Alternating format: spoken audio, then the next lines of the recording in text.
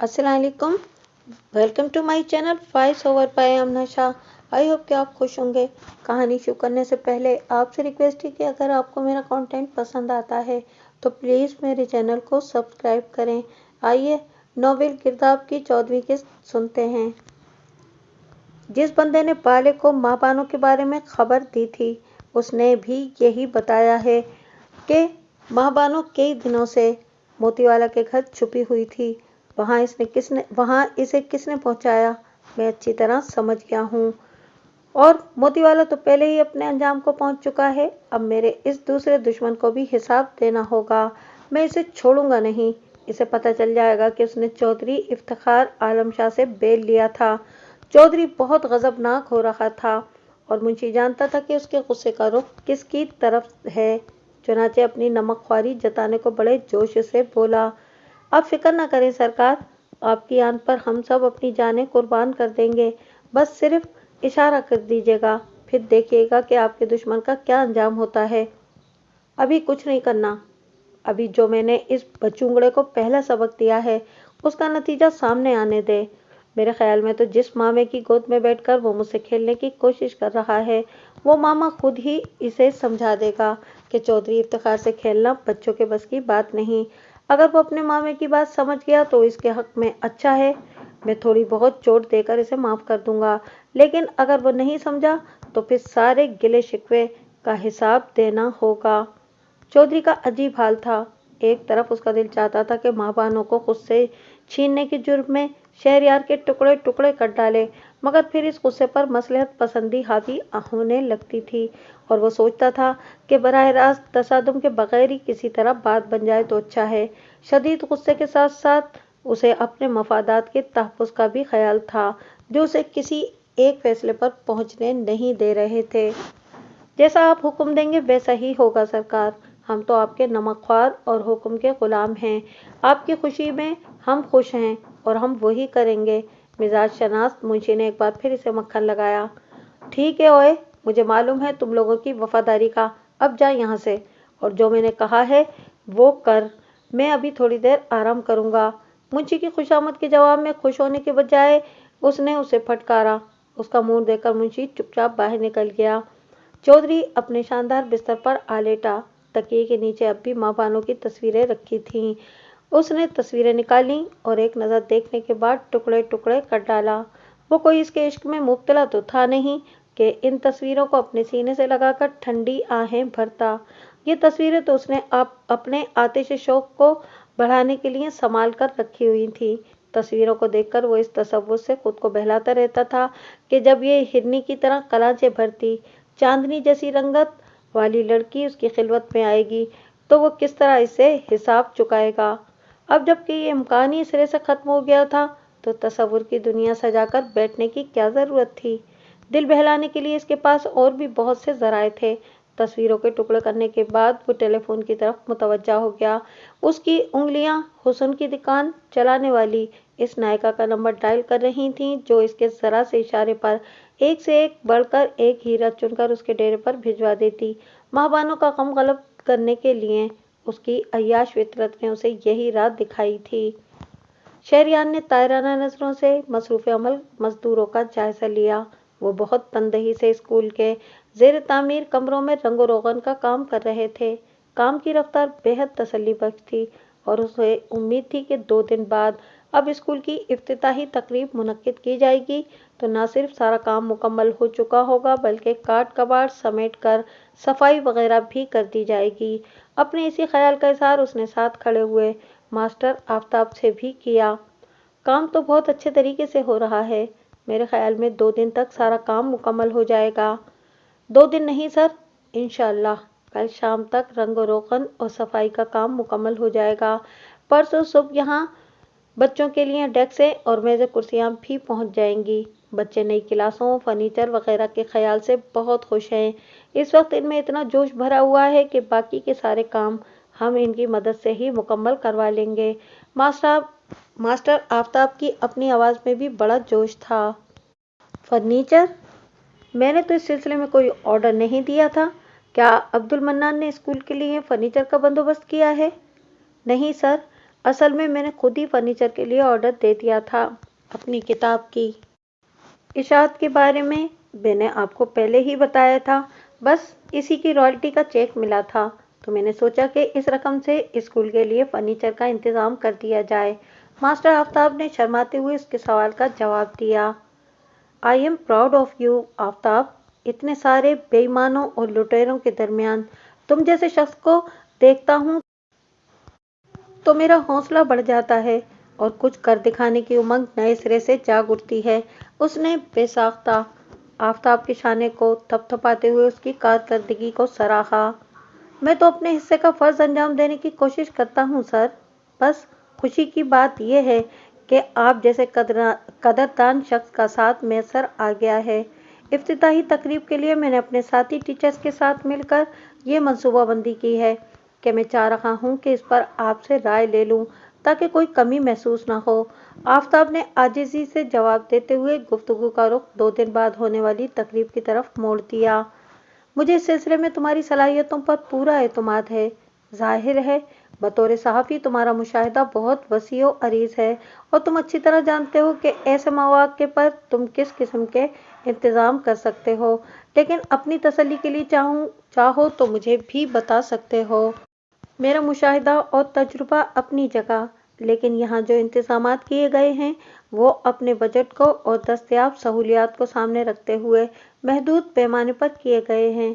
मैंने इस बात का इंतज़ाम कर लिया है कि स्कूल की इमारत, डिस्पेंसरी के इर्द गिर्द के इलाके और पीराबाद के दाखिली रास्ते पर कागज़ की रंग बिरंगी झंडियाँ लगाई जाएं। खास रास्तों पर हम चूना डालकर उसे साफ करने का इंतज़ाम भी कर लेंगे। बच्चों की मदद से छोटा सा वैरायटी प्रोग्राम भी अरेंज कर लिया जाएगा। मुखालफत अपनी जगह, नाम बनाने का मौका अपनी जगह। इस तरफ से फारिग होकर मैं चौधरी की हवेली में जाऊंगा और मुझे यकीन है कि वो अस खुद हमें पेशकश करेगा कि आने वाले मेहमानों की खातिर व मदारात उसकी हवेली में की जाए। बाकी अखराजात की तरफ से भी तुम फिक्रमंद मत होना। आराम से खर्चा करो और सारा हिसाब किताब बनाकर मुझे दे दो। इस खर्चे की वसूलियाबी में मैं इस मोबाइल कंपनी के मालिकों से करूंगा। सरकारी ज़मीन पर अपनी कंपनी का टावर नस्ब करने के सिलसिले में इन पर जो हिसाब किताब बनता है वो अलग है। मैं एक दूसरा खाता स्टेज पर इनकी कंपनी का बैनर लगवाकर खुलवा लूंगा। तुम्हें मालूम ही है कि ये कमर्शियलिज्म का ज़माना है। मोबाइल कंपनी वाले खुशी से इस बात पर राजी हो जाएंगे कि अपने बैनर लगवाकर बदले में हमें ठीक ठाक रकम अदा कर दें। आखिर इस तकरीब की कवरेज प्रिंट और इलेक्ट्रॉनिक दोनों तरह के मीडिया पर होनी है। मोबाइल कंपनी वाले अपनी पब्लिसिटी का ये मौका हरगिज़ भी हाथ से नहीं जाने देंगे। शहरयार के जवाब से उसे अंदाज़ा हुआ कि उसका होमवर्क बिल्कुल मुकम्मल है। क्यों ना होता, आखिर को वह एक ब्यूरोक्रेट था जिसकी परवरिश ब्यूरोक्रेसी और सियासत के माहौल में हुई थी। ये तो बहुत अच्छी खबर सुनाई आपने सर। अब आप देखिएगा कि तकरीब का कितना अच्छा इंतज़ाम करवाता हूँ मैं। हस्ब आदत पुरजोश हो गया। फिर एक तरफ देखते हुए वो बोला, लीजिए वो लोग भी वापस आ गए। शहरयार ने उसकी नज़रों के ताकुब में देखा। कच्चे रास्ते पर इसी जानिब ही दौड़ती हुई आने वाली गाड़ी उसके अपने दफ्तर की थी। इस गाड़ी में अब्दुल मन्नान, आफ्ताब का साथी टीचर मुनीब और वो ठेकेदार सवार था जिससे मरकज़ सेहत की तामीर के सिलसिले में इन लोगों का कॉन्टैक्ट हुआ था। वो लोग इस पुरानी डिस्पेंसरी का जायजा लेने गए थे जिसे वसअत देकर मरकज़ सेहत की नई और जदीद इमारत तामीर की जानी थी। डिस्पेंसरी की इमारत तो बड़ी ख़राब हालत में है। एक तो देखभाल सही तरह नहीं हुई, दूसरी इमारत में मटेरियल भी अच्छा नहीं लगा, इसलिए जगह जगह दीवारों में दरारें पड़ी हुई हैं। छत की हालत भी ऐसी है कि मुझे यकीन है बारिश के मौसम में छत बुरी तरह टपकती होगी। अगर आप मेरा मशवरा माने तो इस इमारत को बिल्डोज करके मुकम्मल नई इमारत बनाई जाए ताकि काम पक्का हो। गाड़ी इनके करीब आकर रुकी तो गाड़ी से उतरते ही ठेकेदार ने बोलना शुरू कर दिया। ठीक है, जैसा आप मुनासिब समझें। मेरा अपना भी यही अंदाज़ा था, इसलिए मैंने आपको ख़ास तौर पर वहाँ विज़िट के लिए भेजा था। आपने अपनी नज़रों से सब कुछ देख लिया है, अब इसके मुताबिक तैयारी शुरू कर दें। जनरल साहब के हाथों संग बुनियाद रखे जाने के बाद काम का बाकायदा आगाज़ करना होगा और तेज़ी से मुकम्मल भी करना होगा।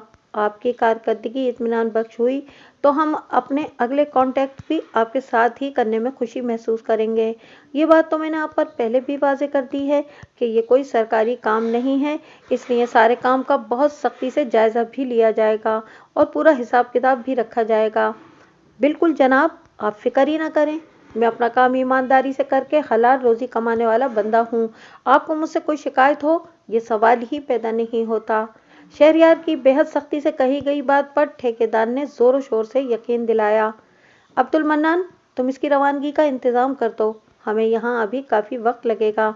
ठेकेदार साहब मसरूफ़ आदमी हैं, इन्हें वापसी की जल्दी होगी।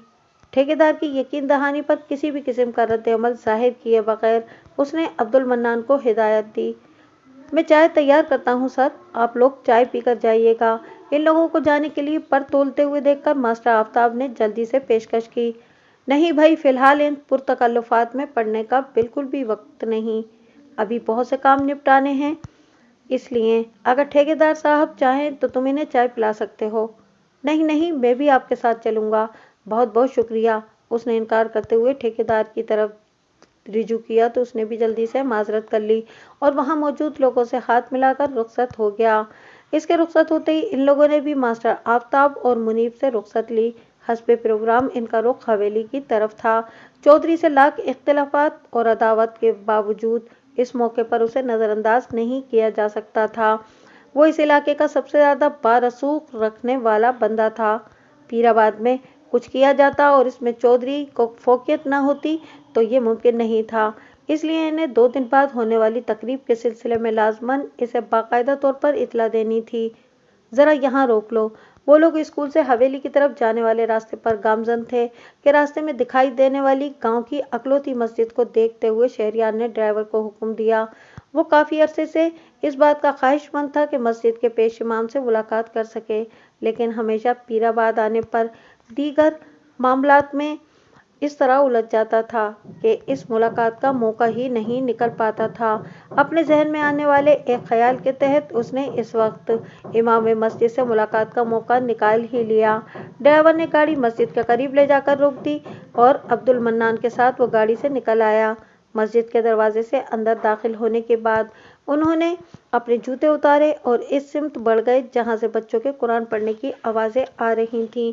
मस्जिद बहुत ज़्यादा बड़ी नहीं थी, लेकिन इसकी तामीर बहुत अच्छे तरीके से की गई थी। आवाज़ों के ताक़ुब में वो जिस दरवाजे तक पहुँचे वो एक हालनुमा कमरे में खुल रहा था।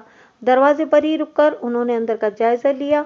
फर्श पर बच्चे एक कतार में बैठे हिल हिल कर अपने सामने रखे सिपारों से सबक पढ़ रहे थे। निस्बतन ऊंची मसनद पर एक सेहतमंद शख्स बैठा हुआ था। आदमी का रुख बच्चों की तरफ था और दरवाजे से झांकने पर इन लोगों को उसकी सिर्फ पुश्त नजर आ रही थी। इस आदमी के बाएं जानिब एक बच्चा खड़ा उसका बाजू दबा रहा था। इलियासा नहीं आया आज भी? जाकर बोल देना इसके माँ प्यू को। अगर अब इसने एक दिन और भी छुट्टी की तो मैं छितर से उसकी वो धुनाई करूंगा कि खाल उतर जाएगी साले की। जिस दिन से बहन मरी है उसने इधर का रुख ही नहीं किया। लगता है बहन के साथ खुद भी कब्र में जाकर दफन हो गया है। मुझे क्या मालूम नहीं है कि उसे अपने घर में ही तरने वाले मिल रहे हैं, इसलिए इधर का रुख नहीं कर रहा। जब घर में फाके पड़ रहे थे तो दौड़ दौड़ कर मेरे पास आता था।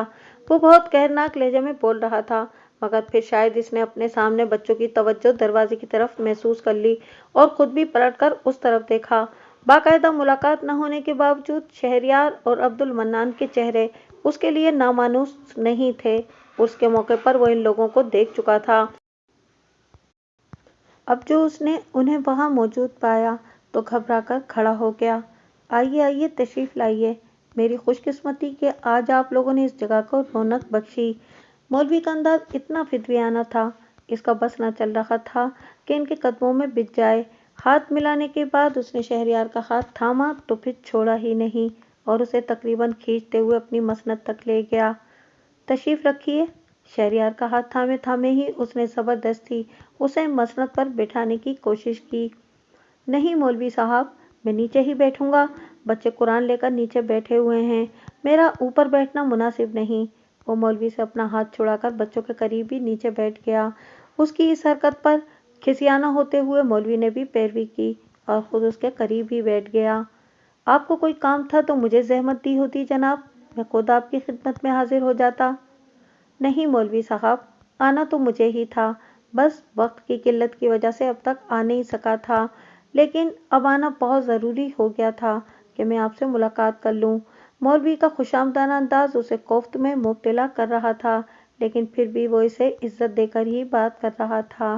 خاص طور پر یہاں آتے ہی اس نے مولوی کی جس طرح کی زبان سنی تھی اور اسے جس انداز میں بیٹھے دیکھا تھا، یہ دیکھ کر اس کا دل بہت خراب ہوا تھا، لیکن وہ اس بات سے بھی واقف تھا کہ اس قسم کے دیہی ماحول میں مولویوں وغیرہ کو خاص اہمیت حاصل ہوتی ہے، اس لیے ان میں خود بخود ہی ذرا سا تکبر پیدا ہو جاتا ہے۔ آپ حکم کیجئے جناب، آپ کے حکم کی تعمیل کر کے مجھے دلی خوشی ہوگی۔ حکم نہیں، بس ایک چھوٹا سا کام ہے۔ 2 دن بعد گاؤں میں اسکول کے افتتاح اور مرکز صحت کے سنگ بنیاد رکھنے کے سلسلے میں ایک تقریب منعقد کی جا رہی ہے۔ تقریب کا آغاز اللہ کے بابرکت نام سے ہو، اس لیے میں چاہتا ہوں کہ آپ تقریب میں شرکت کر کے تلاوت قرآن پاک کر دیجیے گا۔ یہ کوئی ایسا کام نہیں تھا جس کے لیے وہ خود چل کر مولوی کے پاس آتا، لیکن مسجد کے مولوی کی گاؤں کے ماحول میں اہمیت کو مد نظر دیکھتے ہوئے وہ اس سے تعلقات بہترین رکھنے کا خواہش مند تھا۔ دوسرے اسکول اور مدرسے کے درمیان پائی جانے والی کھینچا کو بھی اس موقع پر وہ ختم کرنا ضروری سمجھتا تھا، اس لیے وہ خود سے چل کر یہاں آیا تھا۔ آپ کہتے ہیں تو میں آ جاؤں گا۔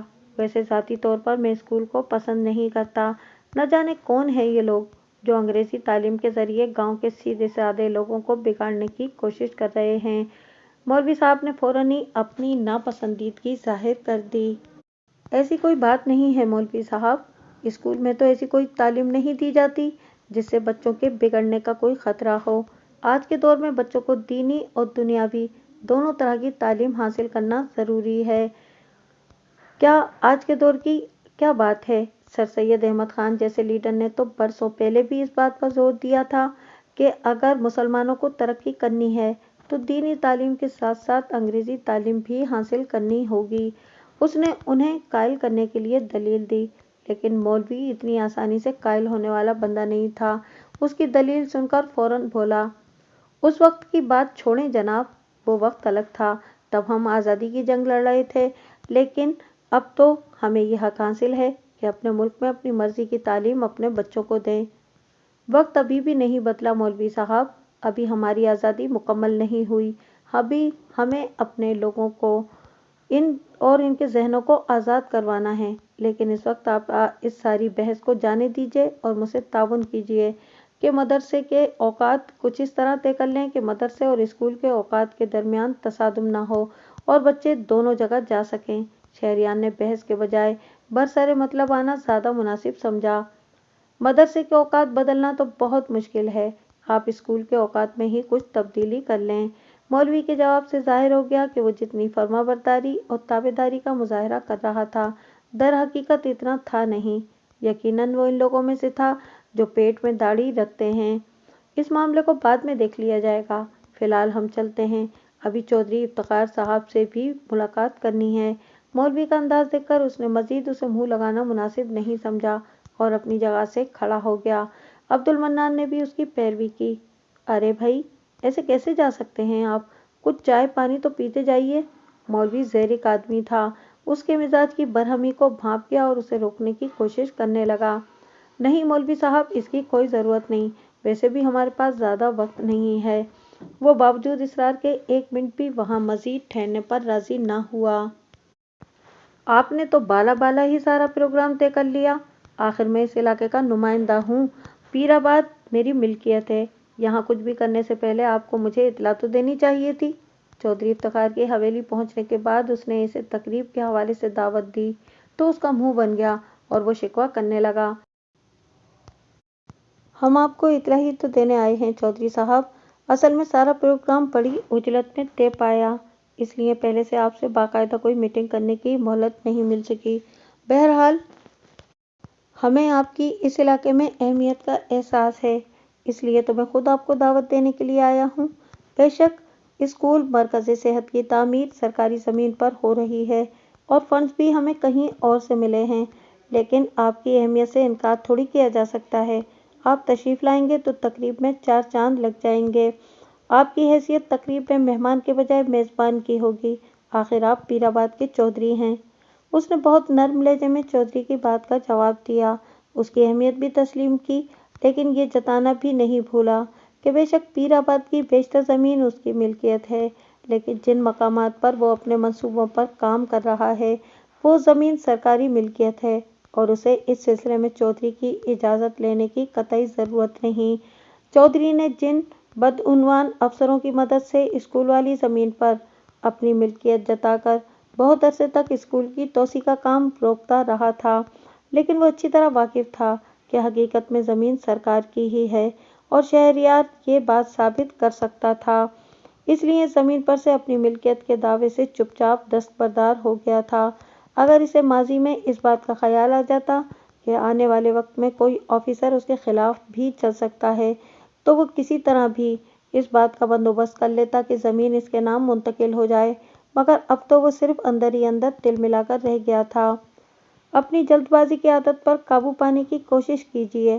جوانی کے زور میں آپ ذرا ضرورت سے زیادہ ہی جوش سے کام لیتے ہیں، لیکن جوش میں کبھی کبھی آدمی نقصان بھی اٹھا لیتا ہے۔ ابھی پچھلے دنوں ہی آپ اچھے خاصے زخمی ہوئے ہیں، خدا نخواستہ اس واقعے میں آپ کو کوئی بڑا نقصان بھی پہنچ سکتا تھا۔ چلیں خیر، آپ کی تو بچت ہو گئی، لیکن بیچارے غریب پولیس والے مارے گئے۔ مجھے تو بڑا افسوس ہوا ان بیچاروں کی موت کا سن کر۔ تلملاہٹ کو چھپا کر چہرے پر مربیانہ مسکراہٹ سجاتے ہوئے اس نے شہریار کو کچوکا لگانے کی کوشش کی۔ اس کی آنکھوں کی مسکراہٹ بڑی معنی خیز تھی، جیسے وہ شہریار کو جتا رہا ہو کہ دیکھو بچو، بڑے ترم خان بنتے تھے، کیسا بے وقوف بنایا میں نے تمہیں۔ پولیس والوں کے مارے جانے کا مجھے بھی افسوس ہے، لیکن میرے نزدیک وہ لوگ قابل فخر ہیں کہ کسی دوسرے کو نقصان پہنچانے کے بجائے اپنے فرض کی ادائیگی کرتے ہوئے شہید ہوئے۔ ان کی اس قربانی کو بھلایا نہیں جائے گا اور قاتلوں کو ایک دن عبرتناک انجام سے دوچار ہونا پڑے گا۔ وہ خود پر بڑا جبر کر کے وہاں آیا تھا اور ایسی کوئی بات چھیڑنے کا ارادہ نہیں رکھتا تھا جس سے اس کی قلبی کیفیت کا اظہار ہو، لیکن چودھری خود ہی اس بات کو اس رخ پر لے گیا تھا کہ گفتگو میں تلخی کا عنصر در آیا۔ میرے خیال میں ہمیں کسی تکلیف دہ موضوع پر بات کرنے کے بجائے فی الحال تقریب کے حوالے سے بات کرنی چاہیے۔ یہ پہلا موقع ہے کہ پیر آباد میں ایسی کوئی تقریب ہو رہی ہے۔ اس سے پہلے اعلیٰ افسران عرس میں شرکت کی غرض سے یہاں آتے رہے ہیں، لیکن ان کی وہ آمد ذاتی نوعیت کی ہوتی تھی۔ اب ایک سرکاری مقصد سامنے ہے۔ جنرل توحید کو بطور مہمان خصوصی مدعو کیا گیا ہے۔ بے شک موجودہ حکومت میں ان کے پاس کوئی بڑا عہدہ نہیں ہے، لیکن ان کی اہمیت سے انکار نہیں کیا جا سکتا۔ پچھلی حکومت میں وہ صوبائی وزیر اطلاعات و نشریات تھے، اب بھی ان کے حکومتی حلقوں میں گہرے تعلقات و روابط ہیں۔ میڈیا والے بھی اس اہم موقع پر ان کی رائے لینا ضروری سمجھتے ہیں۔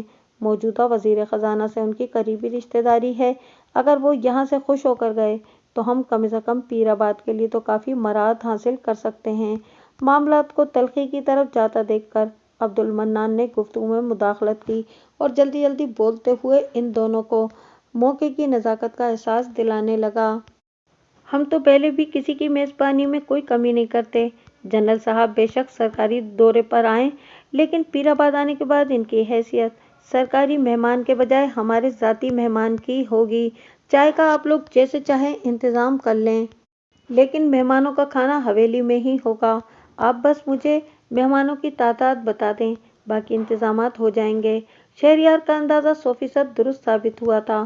اپنی اہمیت اور اعلیٰ عہدیداروں سے تعلقات بڑھانے کا یہ موقع چودھری کس طرح ضائع نہیں کر سکتا تھا، اس لیے ساری ذمہ داری اس نے خود قبول کر لی۔ جیسے آپ کی مرضی چودھری صاحب، ویسے تو ہم نے اس سلسلے میں انتظامات کر لیے تھے، لیکن آپ کا جیسے جی چاہے تو آپ بھی اس موقع پر میزبانی کر سکتے ہیں۔ اپنا مون بحال کرتے ہوئے اس نے فوراً ہی چودھری کی بات سے اتفاق کر لیا۔ میری پیشکش قبول کرنے کا شکریہ ایسی صاحب، اگر آپ انکار کر دیتے تو مجھے بڑا افسوس ہوتا۔ اصل میں مہمان نوازی ہماری روایت ہے اور چاہے کوئی دشمن بھی چل کر ہمارے پاس آئے تو ہم اس کی خاطر ضرور کرتے ہیں۔ چودھری جس وقت یہ جملے کہہ رہا تھا عین اسی وقت ایک ملازم لوازمات سے بھری ٹرالی دھکیلتا ہوا ڈرائنگ روم میں داخل ہوا۔ इस मुलाजिम को नजर अंदाज करता हुआ शहरयार एकदम से अपनी जगह से खड़ा हो गया। अच्छा चौधरी साहब, अब इजाजत दीजिए। शहरयार ने चौधरी की तरफ मुसाफे के लिए हाथ बढ़ाए। अब्दुल मन्नान भी उसकी पैरवी में अपनी जगह छोड़ चुका था। इस तरह अचानक कहाँ चल दिए एसी साहब? कुछ चाय पानी तो पीते जाइए। बहुत शुक्रिया चौधरी साहब, आज बिल्कुल फुर्सत नहीं आपकी मेज़बानी से फैज़याब होने की। प्लीज़ हमें इजाज़त दीजिए। चौधरी के रोकने के बावजूद वो मजीद वहाँ बैठने पर राजी नहीं हुआ।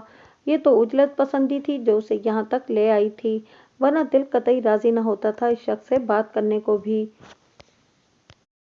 इसलिए चौधरी के रोकते रोकते भी वो बाहर निकल गया। बाहर मुशर्रफ खान गाड़ी लिए उनका मुंतजिर था। इन लोगों के बैठते ही इसने गाड़ी स्टार्ट कर दी। हवेली से निकलकर वो लोग गांव से बाहर जाने वाले रास्ते की तरफ गामजन हो गए। मुशर्रफ खान, जरा गाड़ी कब्रिस्तान की तरफ ले लो, उसने अचानक ही ये हुक्म दिया जिसकी तामील की गई। कब्रिस्तान पहुंचने के बाद वो गाड़ी से उतरकर कब्रिस्तान में दाखिल हुआ तो अब्दुल मन्नान और मुशर्रफ खान भी चुपचाप उसके साथ हो लिए। कब्रिस्तान ज़्यादा बड़ा नहीं था, चंद पक्की कब्रों के सिवा वहाँ ज़्यादातर कब्रें कच्ची ही थीं। इन कब्रों के दरमियान इन लोगों को फौरन ही करीब करीब बनी दो नई कब्रें नजर आ गईं। कब्रों पर कतबे मौजूद नहीं थे। वो लोग अंदाज़ा कर सकते थे कि ये कब्रें थोड़े दिनों के वक्फे से मरने वाली इन दो सगी बहनों की हैं जो दुनिया से अपने हिस्से की खुशियाँ वसूल किए बगैर ही चली गई थीं। दोनों में से एक कब्र की मिट्टी ज़्यादा ताज़ा थी, जिससे पता चल रहा था कि ये महबानों की कब्र होगी। शहरयार ने इस कब्र के सिरहाने खड़े होकर दुआए मग़फ़िरत के लिए हाथ बुलंद कर दिए। अब्दुल मन्नान और मुशर्रफ खान ने भी उसका साथ दिया। तकरीबन 5 मिनट तक वो इसी तरह हाथ बुलंद करके बंद आँखों के साथ दुआ मांगता रहा। दुआ के इख्तिताम पर उसने मुंह पर हाथ फेर कर आंखें खोलीं तो मलके कपड़ों में मलबूस दुबला पतला और सांवली रंगत वाला एक शख्स दूसरी कब्र के पास खड़ा उसको अपनी तरफ देखता हुआ नजर आया। उस शख्स के चेहरे पर गहरे रंज और दुख के तासुरात थे। उसे अपनी तरफ देखता हुआ पाकर वो शख्स झिझकता हुआ उसके करीब आ गया। आप इस जिले के एसी साहब हो ना? उसके चेहरे को बगौर देखते हुए उसने पूछा, जिसका जवाब उसने महज सर हिलाकर दिया। इस वक्त वो खुद गहरे दुख की कैफियत से गुजर रहा था। कुछ अरसे की दरख्वास्त लेकर अपने पास आने वाली नौमुल लड़की की कब्र के पास खड़े होकर इसके लिए दुआए मग़फ़िरत करने का तजुर्बा बहुत तकलीफ दे था। अभी तो वो इस लड़की के लिए अपने दिल में पैदा होने वाली बेनाम सी चाहत का तज़किया भी नहीं कर पाया था कि वो इस दुनिया को छोड़ गई थी। वो एकदम ही बहुत सरगर्म होकर इस दुख के इज़ाले में लग गया था और सबसे पहले पीराबाद में अपने मंसूबों पर काम का आगाज़ कर दिया था। सुना है कि आप हमारे पिंड में अस्पताल बनवा रहे हैं, यह आपका हम लोगों पर बड़ा एहसान होगा। इस बात की तस्दीक हो जाने पर कि वो शख्स इसका हाथ थामकर बड़ी आजिज़ी से बोला और फिर फूट फूट कर रोने लगा। शहरयार के इशारे पर मुशर्रफ खान ने बढ़कर उसे संभाल लिया। तुम कौन हो? क्या नाम है तुम्हारा? वो शख्स संभला तो उसने पूछा। मैं अनवर हूँ जी, ये मेरी घरवाली की कब्र है। ब्याह के 2 वर्ष बाद हमें खुशी की खबर मिली थी, पर जाने अचानक क्या हुआ कि इस बेचारी की तबीयत बिगड़ गई। इधर पिंड में कोई डॉक्टर तो है नहीं, दाई ही टोने टोटके करती रही, पर जब कोई फायदा नहीं हुआ तो उसने कह दिया कि अपनी घरवाली को शहर के अस्पताल ले जाऊं। इसे ले जाने के लिए मेरे पास कोई इंतजाम नहीं था। मैंने मुंशी जी की बहुत मन्नत की, खुशामद की कि हवेली की किसी गाड़ी में मेरी घरवाली को अस्पताल पहुंचा दें, पर गरीबों की कौन सुनता है जी। मैंने भाग दौड़ करके बड़ी मुश्किल से जब तक सवारी का बंदोबस्त किया तब तक देर हो चुकी थी। बेचारी मेरी घरवाली रास्ते में ही तड़प तड़प कर मर गई। उसकी आंखों से एक बार फिर आंसू जारी हो गए। मुझे इन हालात के बारे में मालूम है अनवर। मुझे मालूम है कि इलाज की सहूलत न होने की वजह से अक्सर इस किस्म के हालात और वाक़यात पेश आते रहते हैं। इसीलिए मैंने ये फैसला किया है कि पीराबाद समेत दूसरे देहातों में भी जल्द से जल्द ऐसे अस्पताल बनाए जाएं जहां लोगों का बरवक्त इलाज हो सके। तुम्हारी बीवी की मौत का सुनकर मुझे बहुत अफसोस हुआ है। बस अब तुम दुआ करो कि जल्द यहाँ अस्पताल बन जाए ताकि तुम्हारी तकलीफ किसी दूसरे को न उठानी पड़े। शहरयार ने उसका शाना थपकते हुए कहा तो उसने खुद पर काबू पाते हुए हथेली की पुश्त से अपने आंसू पोंछ डाले और ज़रा जोश से बोला, अगर मेरे लायक कोई खिदमत हो तो बताएं साहब। अभी तो ऐसी कोई ज़रूरत नहीं। वैसे तुम ये बताओ कि काम क्या करते हो? उसने यूं ही पूछ लिया। काम तो मुझे सारे आते हैं, बड़ा दम है मेरे बाजुओं में। मुंशी जिस काम पर भी मुझे लगा दे, मैं बड़े आराम से कर लेता हूँ। आपको कभी जरूरत हो तो आजमा कर देख लेना। वो सीना तान कर फखर से बोला। तो शहरियार ने पुरख्याल नजरों से उसकी तरफ देखा। ये दुखी आदमी जो चौधरी के मुंशी के खिलाफ दिल में शिकवा भी रखता था, उसके लिए कारामद भी साबित हो सकता था। ठीक है अनवर, अभी तो नहीं, लेकिन जरूरत पड़ने पर मैं तुम्हें जरूर आजमाऊंगा। तुम जहनी तौर पर तैयार रहना। वो अनवर का शाना थपथपाते हुए कब्रिस्तान से निकलने वाले रास्ते की तरफ चल पड़ा। बहुत से काम अभी करने के लिए उसके जहन में थे। इसके बावजूद अनवर के बारे में भी वो सोच रहा था। अगर अपने दावे के मुताबिक वो वाकई कारामद आदमी था, तो इससे कई अहम काम लिए जा सकते थे। आखिरी जुमला तहरीर करने के बाद उसने कलम बंद करके कलमदान में रखा तो बेहद मुतमईन और खुश था। आज की तकरीब बहुत शानदार रही थी। मरकज़े सेहत का संगे बुनियाद रखने के बाद जनरल तौहीद अपने साथियों के साथ स्कूल का इफ्तिताह कर रहे थे। उन्होंने स्कूल की छोटी सी इमारत को देखकर बहुत खुशी का इजहार किया था और यकीन दहानी करवाई थी कि स्कूल की तोसी के सिलसिले में वो अपना भरपूर किरदार अदा करेंगे और एक दिन ये छोटा सा स्कूल हाई स्कूल और कॉलेज के दर्जे तक पहुंच जाएगा। उन्होंने बहुत मौसर अल्फाज में गांव के लोगों को यकीन दिलाया कि वो तालीम की तरफ राग़िब हों। तकरीब में शरीक गांव वालों के पुरजोश रद्द-ए-अमल ने जाहिर किया कि वो इनकी बातों से मुतासिर भी हुए हैं। तकरीब में चौधरी इफ्तिखार के अलावा इर्द गिर्द के दूसरे जमींदारों ने भी शिरकत की थी और नाचार ही सही इस तालीमी प्रोग्राम को सराहा था। मोबाइल कंपनी वाले भी इस तकरीब में बड़े सरगर्म रहे थे। मीडिया कवरेज का फायदा उठाते हुए उन्होंने अपनी पब्लिसिटी मुहिम भरपूर तरीके से चलाई थी। लोगों को मोबाइल के इस्तेमाल का तरीका सिखाया था और उन्हें राग़िब करने के लिए उन्होंने अपनी मोबाइल कंपनी की सिम के साथ चंद मोबाइल सेट मुफ्त तकसीम किए थे। मुनीब और आफताब को भी एक एक सेट दिया गया था। मजमूई तौर पर तकरीब बहुत कामयाब रही थी और इस वक्त इसने इस तकरीब से मुतालिक रिपोर्ट भी लिखकर मुकम्मल की थी। इस रिपोर्ट को इतवार की इशात में शामिल होना था। ये रिपोर्ट उसने एक फीचर की शक्ल में लिखी थी, जिसमें पीराबाद के साथ साथ इर्द गिर्द के दीगर देहातों का मसाइल का भी अहाता करते हुए इन इलाकों में फ़रोग़ तालीम की ज़रूरत पर जोर देते हुए मुख़य्यर हज़रात को इस कार खैर में शामिल होने की दावत दी थी। अखबार दीन तबके में इसे ए मंशा का नाम मोतबर था और वो इसे एक हक गो कलमकार की हैसियत से पसंद करते थे। इसलिए इस बात का अच्छा खासा इम्कान था कि वो इसकी अपील पर ज़रूर कान धरेंगे। वो इस मामले में इतना पुरजोश था कि पिछले 2 दिन की मुसलसल मेहनत और आज की तकरीब की मसरूफियत की वजह से थका देने वाली थकन को भी कतई नज़रअंदाज करके कलम थाम कर बैठ गया था। मुनीत की नींद खराब ना हो, इस ख्याल से उसने कमरे की ट्यूबलाइट बंद करके टेबल लैंप की रोशनी में अपना काम मुकम्मल किया था। मुसलसल झुके झुके लिखते रहने की वजह से अकड़ जाने वाली गर्दन का तनाव जरा कम हुआ तो वो अपनी जगह से उठकर उस खिड़की तक गया जो बाहर की तरफ खुलती थी। खिड़की खोलकर उसने बाहर झांका।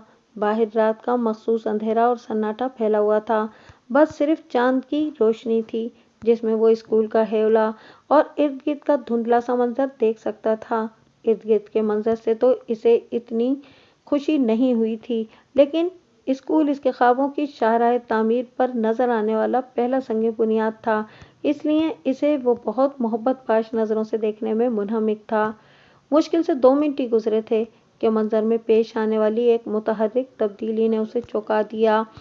वो जो कोई भी थे आसपास मोहतात नजरों से देखते हुए स्कूल की तरफ बढ़ रहे थे। आफताब ने खिड़की तक जाने से कबल टेबल लैंप बुझा न दिया होता तो वो खुली खिड़की से आने वाली रोशनी की वजह से इसकी तरफ मुतवज्जा हो सकते थे, लेकिन इस वक्त वो इसे नहीं देख सकते थे। रात के इस पहर मशकूक अंदाज में स्कूल की तरफ आने वाले इन 2 अफराद को देखकर उसका माथा ठनका, लेकिन वो अंदाजा नहीं कर सका कि वो लोग कौन हैं और क्यों इस तरफ आए हैं। इन दोनों अफराद में से एक ने अपने हाथ में कुछ थामा हुआ था। अंधेरे में उभरते इस शे के खाके से वो यही अंदाजा लगा सका था कि वो कोई कैन नुमा शे है। वो दोनों अफराद साथ साथ चलते हुए नए तामीर शुदा स्कूल के कमरों में से एक कमरे के दरवाजे पर रुके। दरवाजे के करीब पहुंचकर उनमें से एक जो कैन थामे हुए शख्स था जमीन पर बैठ गया, जबकि दूसरा खड़ा रहा। کھڑے ہونے والے کی پوزیشن ایسی تھی کہ بیٹھنے والا شخص آفتاب کی نظروں سے اوجھل ہو گیا۔ وہ نہیں دیکھ سکا کہ اس شخص نے کمرے کے دروازے کے قریب بیٹھ کر کیا کارروائی کی ہے۔ انہوں نے جو کچھ بھی کیا تھا وہ بس لمحوں کا کھیل تھا۔ اس کے بعد وہ دوسرے کمرے کے دروازے کی طرف بڑھ گئے۔ اب آفتاب کے لیے اپنی جگہ کھڑے رہنا ممکن نہیں رہا۔ وہ دونوں جو بھی تھے اور جس انداز میں بھی کارروائی کر رہے تھے، لیکن یہ بات سمجھ میں آ رہی تھی کہ ان کا مقصد کیا ہے۔ وہ اندھیرے میں ہی تیزی سے کمرے کا دروازہ کھول کر باہر نکلا اور ان دونوں کو للکارا، "کون ہو تم لوگ اور کیا کر رہے ہو؟" اس کی للکار پر دونوں تیزی سے پلٹے۔ اسی وقت اس نے فضا میں پھیلی پیٹرول کی بو محسوس کر لی اور اس آنے واحد میں اس پر ظاہر ہو گیا کہ وہ لوگ کیا کرنے جا رہے ہیں۔ "رک جاؤ!" چیخنے کے انداز میں بولتا ہوا آفتاب تیزی سے ان کی طرف لپکا، لیکن اس سے تھوڑی تاخیر ہو گئی تھی۔ اس کے ان لوگوں تک پہنچنے سے پہلے ہی فضا میں ایک شعلہ سا ابھرا۔ یہ ننھا سا شعلہ ماچس کی جلی ہوئی تیلی کا تھا۔ جس نے تیلی جلانے والے ہاتھ نے تیزی سے نیچے کا سفر طے کیا اور دیکھتے ہی دیکھتے خوفناک شعلے بھڑکنے لگے۔ ان شعلوں کو بھڑکانے کے ذمہ داروں نے وہاں رک کر آفتاب کا مقابلہ کرنے کی بجائے پھرتی سے فرار کی راہ اختیار کر لی، لیکن وہ اس سارے منظر کو دیکھ کر خود بری طرح بھڑک اٹھا تھا کہ انہیں بھاگنے کا موقع دینے کے لیے تیار نہیں تھا۔ پوری قوت سے دوڑتا ہوا وہ ان لوگوں کی طرف لپکا اور بھاگنے والوں میں سے ایک کی گردن دبوچ لی۔ اپنے ساتھی کو پکڑا جاتا دیکھ کر دوسرا شخص جو ذرا آگے نکل گیا تھا واپس پلٹا اور آفتاب کے پیٹ میں لات رسید کرتے ہوئے اپنے ساتھی کو چھڑانے کی کوشش کی، لیکن اس وقت اس پر جنون سوار تھا اور وہ لات سے ہرگز بھی قابو میں نہیں آ سکتا تھا۔ پہلے شخص کی گردن بائیں ہاتھ میں جکڑے اس نے خود پر حملہ کرنے والے دوسرے شخص کی ناک پر دائیں ہاتھ سے ایک زوردار مکہ مارا اور پھر اسے سنبھلنے کا موقع دیے بغیر اس پر اور اس کے ساتھی کو اس انداز میں دھکیلا کہ دونوں کے سر ایک دوسرے سے بری طرح ٹکرائے اور ان کے حلق سے زوردار چیخیں نکلیں، مگر پھر وہ دونوں سنبھل گئے اور خونخوار انداز میں اس کی طرف لپکے۔ انہوں نے دونوں پہلوؤں سے اس پر حملہ آور ہوتے ہوئے اس کے چہرے کو نشانہ بنانے کی کوشش کی۔ بیک وقت دونوں کے مکے اپنے چہرے کی طرف بڑھتے دیکھ کر وہ ایک دم نیچے بیٹھ گیا اور دونوں ہاتھوں کی طاقت کو استعمال کرتے ہوئے ان کے جسم کے نچلے حصے پر نازک مقامات پر ضرب لگائی۔ اس کے ایک دم بیٹھ جانے کی وجہ سے وہ دونوں ایک دوسرے کی مکوں کی زد پر آ گئے تھے۔ اس پر سے یہ ضرب لگی تو وہ بلبلا کر رہ گئے۔ نیچے بیٹھے ہوئے آفتاب کو اٹھنے کا موقع دیے بغیر وہ اس پر پل پڑے۔